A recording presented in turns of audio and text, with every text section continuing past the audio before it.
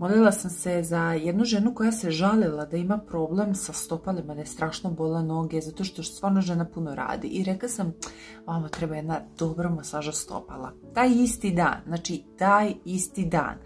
Poziva me jedna baka da dođem kod nje i kaže, Ivan, imam neke stvari, pošto sam ja stara skupljačica, mislim, ja sam tako kreativna pa mi sve živo treba. I kao da vidiš, kao ja sam spremila tebi nešto i sad ja sam došla i ona meni nešto pokazuje, ovako mi pokazuje jedan aparat. I kaže, vidi, ovo ti je za masažu stopala. Ja kažem, preko vi ne znate. Pa ovo nije za mene, ovo je za jednu ženu koju bole stopala i za koju sam se ja danas molila. Ja sam odmah nazvala tu ženu i rekla, morate izaći napolje. Evo, Bog je odgovorio na molitvu. Znači, odmah danas, odmah tog dana. I ja sam odnala njoj taj neki maser, nešto se tu sipa vrela voda. Ne znam, nisam ni uspjela da vidim kako treba, ali znam da je to bilo za nju.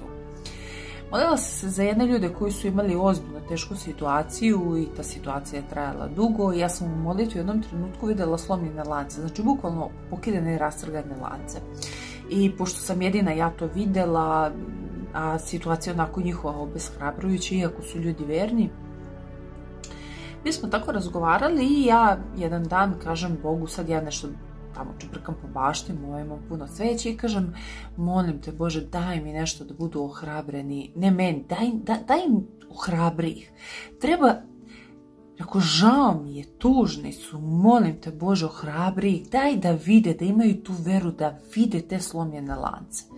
Ni manje ni više, taj isti dan, posle možda 2 sata kad sam ja završila svoj posao u bašti, ja otvaram poštansko sanduče. I u poštanskom sanduče to je pismo nije bitno, pismo i u pismu magnetić ovako i na magnetiću piše, Bog će slomiti sve lance. I ja naravno odmah telefon i ja kažem, izađite napolje, imam nešto za vas. Ovo vam je poruka od Boga, tako da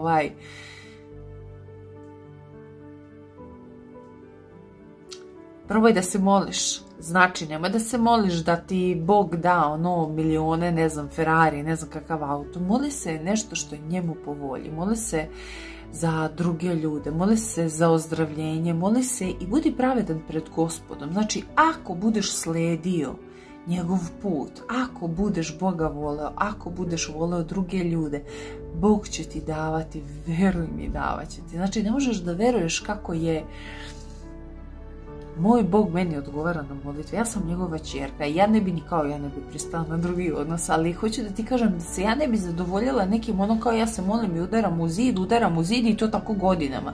Pa šta ne valja u mom hodu, šta ja ne radim dobro u smislu gdje sam ja Bogu neposlušna? Nemojte očekivati da stojite konstantno uporno u grehu bluda, u masturbaciji, u pornografiji, u laganju, u muljanju, u smišljanju zamki i da očekuješ da će ti Bog odgovoriti na molitvu. Neće, jer si u idolopoklonstvu, a pitaš se zašto Bog ne odgovara na tvoje molitve. Ali evo, ja to hrabrujem, da kreneš da čitaš Bibliju i da svoj život lepo uskladiš sa Božjom rečju, a pre toga da se poniziš pred Bogom, zato što je On Bog.